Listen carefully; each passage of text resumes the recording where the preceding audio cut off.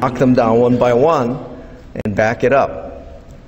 So here's lie number one. It's all in your genes. How many of you have heard that, well, I'm overweight because it's all in my genes? How many of you have heard that? I'm not saying that you believe it. How many of you have heard it? You all know that there's a problem with obesity among Native Hawaiians. I mean, that's no secret here.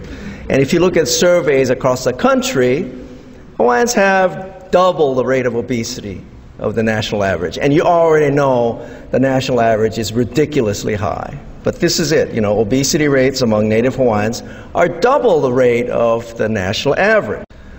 And so some people are led to say it's all in the genes, right? And it kind of makes sense, right? Because I've had 500, 600, 700-pound patients when I used to work in Waianae, where I had lots of Hawaiian patients. In Honolulu, in town, I don't see that high a rate because I don't have very many Native Hawaiians in my practice in town. So people would think that that was true. But if that were true, then if it was all in the genes, just think about this now, because this is an important point. If it were all in the genes, then 200 years ago, when Captain Cook arrived, then obesity should have been worse, right? Because the genes were pure back then, right? Doesn't that make sense? Right? Because they were pure Hawaiians. Today, there are lots of mixed blood, and they're still got obesity rates higher than ever. So if it was all in the genes, then if it's pure, then it should be a higher rate, right? Well, look at what Captain Cook's artist drew. You know, how many obese Hawaiians do you see here? And the answer is none. And so then you got to say, well, wait a minute. If it's all in the genes, where is the obesity here? Pure Hawaiians now.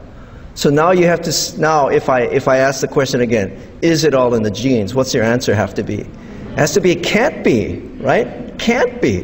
Because if it was, then they would have been obese back here, even more so than we have today. So it's got to be something else. And by the way, if you don't believe drawings like this, you can look at photographs. I actually went to Bishop Museum and I pulled these pictures out.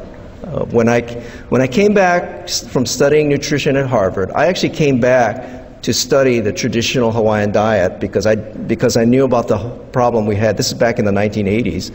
I actually went to Bishop Museum to pull out these pictures. I said, well, wait a minute, are they overweight? And it was stunning because I couldn't find any pictures. The only overweight Hawaiians I would see were the ali'i, who ate a very different diet that was much closer to what we eat today.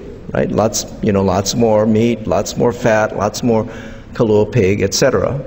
In fact, in 1823, I found this statement: the common people are of a thin rather than full habit. Thin rather than full habit, right? What would you say if they said, oh, the Hawaiians are a slim population? You'd go, give me a break. All you got to do is go to Waianae or Waimanalo or any of the Hawaiian communities, and you know there's a big problem. And of course, in the old days, they ate taro. Let me give you a clue. Taro is about 1% fat. Modern American diet is like 40% fat. Does that give you a clue as to what's the problem? And then and I'm going to go into the next myth in just a bit, but just remember, this is mostly carbohydrate. And they ate the tops too. Hawaiians never wasted anything. They ate all the greens, so they ate lots of vegetables as well.